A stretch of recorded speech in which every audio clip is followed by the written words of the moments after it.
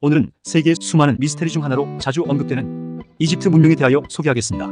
이집트의 놀라운 문화유산은 피라미드를 비롯한 다양한 유적에 있습니다. 먼저 스핑크스는 그리스 신화에도 등장합니다. 스핑크스는 본래 유명한 그리스 신화인 수수께끼의 스핑크스 이야기에서 유래했습니다. 하지만 그리스가 아닌 지역에서도 사람과 사자가 섞인 동물의 유물은 이집트나 메소포타미아, 페르시아, 동남아시아 등에서도 잘 나타납니다. 이 유물들은 지역 고유의 신이나 괴물을 묘사한 것이었으나 기록이 소실되고 이후 재발견되면서 모조리 스핑크스라는 이름을 붙이게 되었습니다. 이 이집트의 스핑크스에 관한 유래로서는 비극적인 영웅 오이디푸스는 스핑크스가 낸 수수께끼를 풀어 그리스를 구했다는 유명한 신화가 그 출발점입니다. 찬란한 문명을 자랑하던 그리스는 당대의 이집트에 비교한다면 감히 비교 불가인 한참이나 떨어지는 문명이었습니다.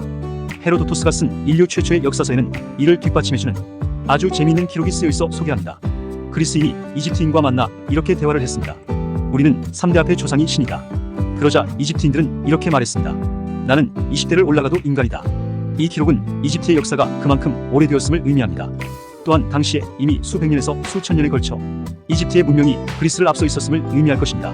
하지만 아쉽게도 오늘날 그리스의 역사에 비해 이집트에 대한 기록은 거의 찾아보기가 어렵습니다. 그것은 영국과 프랑스를 비롯한 유럽의 제국주의에 의해 이집트의 많은 사료가 많이 훼손된 탓이 크고 지리적인 이유로 이집트의 고대 문명의 연속성이 이어지지 못한 채 단절된 까닭도 한 못했을 것입니다. 당대 그리스인들은 이집트에서 피라미드와 스핑크스를 본 뒤 무척이나 놀랐습니다. 우수한 건축술을 자랑하던 그리스인들조차도 이 경이로운 건축과 조형물을 만든다는 것은 불가능한 일이었을 테니까요. 그들 중 일부는 피라미드와 스핑크스에 실제로 들어갔다는 기록을 남기기도 했는데요. 그 기록들은 후대의 고고학에서 매우 중요한 증거 자료로 사용되고 있습니다. 그래서 오늘은 그리스인들이 남긴 기록을 바탕으로 스핑크스와 피라미드에 숨겨진 비밀 공간이었던 미궁에 대하여 설명해 드리겠습니다. 인류 최초의 역사서인 헤로도토스의 역사서에는 작가 본인이 직접 관찰한 기원전 500년경에 이집트를 다녀온 뒤 경외감이 넘치는 어조로 사실적이고 정교하게 서술하고 있습니다. 피라미드와 스핑크스에 대해 이미 들은 적이 있던 헤로도토스는 실제로 이를 목격한 뒤 숭고함마저 느꼈다고 기록했습니다. 도저히 인간이 만들었다고는 상상할 수 없는 건축물이었기 때문이죠. 흥미로운 것은 그가 남긴 기록에는 지금은 사라지거나 아직 피라미드 밑 어딘가에 묻혀있을 거대한 미궁에 대한 기록입니다. 이집트의 12왕이 공동으로 건설하였다는 미궁은 피라미드나 스핑크스보다도 더욱 압도적인 건축물이었다고 합니다. 피라미드 역시 당대 최고의 건축수를 자랑하던 그리스 건축물 수 10개를 합쳐놓은 것보다 훨씬 거대한 크기의 건축물이었는데 이 미궁은 그러한 피라미드를 한참이나 능가하는 것이었으니 그리스인들이 이집트 문명을 두려워할 수밖에 없었을 것입니다. 헤로도토스의 기록에 따르면 미궁은 2층 구조로 되어 있으며 무려 3,000개의 방이 존재했다고 서술하고 있습니다. 그는 이 미궁을 직접 둘러볼 수 있는 영광을 누렸기 때문에 누구보다 정확하고 공정하게 기록을 남길 수 있었습니다.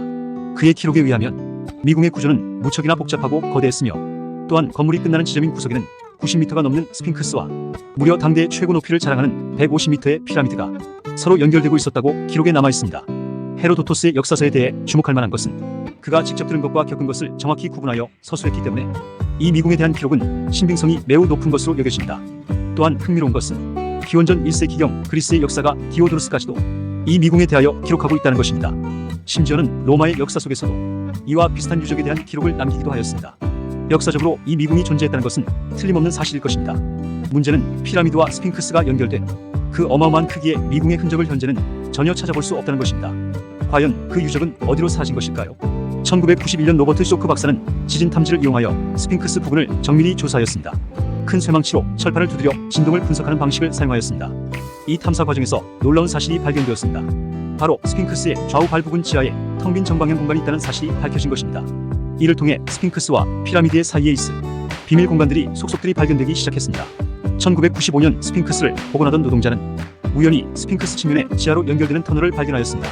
하지만 이집트 당국에 의해 이 터널은 봉인되었고 추후 이 사실에 대한 더 이상의 발표는 없었습니다. 이외에도 1996년 스핑크스의 앞부분에서도 지하 공간이 발견되었습니다. 연달아 발견되는 새로운 지하 공간의 발견은 헤로도토스의 미궁을 연상케 하였습니다. 사막의 모래 아래에 피라미드와 스핑크스를 연결하는 거대한 미궁이 존재하고 있을지도 모른다는 고고학자들의 추측이 있었던 것입니다. 만약 이것이 실제로 발견된다면 역사적으로도 상당히 중대한 의미를 지닐 것입니다. 어쩌면 피라미드와 스핑크스보다 훨씬 더 앞선 기술이 고대 문명에 존재했었음을 뜻하는 것이기 때문이었습니다. 헤로도토스의 기록에 따르면 미궁은 하나의 커다란 돌로 모든 것들이 조각되었다고 합니다. 돌과 돌을 잇는 틈이 전혀 보이지 않았기 때문입니다. 만약 그의 목격담이 사실이라면 이는 오늘날의 기술로도 도저히 건축할 수 없는 고도로 발전된 최첨단의 어마어마한 기술력을 기원전에 이미 고대인들이 가지고 있었음을 의미합니다. 현대의 과학이나 고고학은 이를 어찌 받아들여야 할까요? 하지만 스핑크스와 피라미드에서 새로운 공간이 계속해서 발견되자 이집트 당국은 지하 공간의 발굴을 봉쇄했습니다. 그들은 지하 공간이 새롭게 발견되는 것도 역사상 최대의 미스테리인 미궁이 발견되는 것 역시 표면적으로는 크게 달가워하지 않는 것 같습니다. 이 때문에 의도적으로 이집트 정부가 지하 공간의 실체를 숨기고 있다는 음모론이 등장하기까지 했으니까요. 그렇다면 이집트 정부는 어떠한 이유로 발굴을 봉쇄했던 것일까요? 잠깐 여기서 스핑크스와 관련된 이야기 하나 들려드리겠습니다. 스핑크스는 매우 유려하게 조각된 얼굴을 갖고 있는 최고의 건축물 중 하나입니다. 그리스인들도 감탄할 만큼 스핑크스의 얼굴은 해부학적으로나 미적으로 모두를 놀라게 할 만큼 탄탄한 이해를 바탕으로 하고 있었습니다. 그런데 오늘날 스핑크스의 얼굴은 거의 훼손되어 얼굴의 윤곽만을 겨우 알아볼 수 있을 뿐입니다. 스핑크스의 코와 안면부는 도대체 왜 훼손된 것일까요? 그 이유는 나폴레옹이 이집트를 점령했을 당시 병사들은 스핑크스의 코와 얼굴을 겨냥해서 사격 연습을 하였던 것으로 알려져 있습니다. 그것은 아마도 자신들보다 미지했던 문명인들이 만들어 놓은 거대한 건축물을 쉽게 인정하고 싶지 않았거나 그것들을 우습게 보고 훼손할 마음이 컸던 탓일 것입니다. 그렇게 이집트의 거대 건축물들은 유럽인들의 표적이 되었을 것입니다. 근데 초기 유럽인들은 이집트의 유적을 제멋대로 도굴하고 훼손하였으며 그 과정에서 다양한 유적들이 파괴되었습니다. 따라서 이집트 정부가 미궁의 발견을 막는 것도 어쩌면 보호 차원에서 당연한 일일지도 모릅니다. 물론 현대 과학자나 고고학자들이 근대 초기의 유럽인들처럼 야만적인 약탈을 할 가능성은 매우 적지만 그럼에도 불구하고 이 발견은 매우 조심스러운 일일 것이기 때문입니다. 그 때문에 이집트의 미궁은 앞으로도 발견될 일이 없는 듯합니다. 그렇다면 과연 그 건축물은 어떤 공법을 통해 만들어진 것일까요? 또한 그것을 만든 최고의 기술을 가진 자들은 과연 누구였을까요?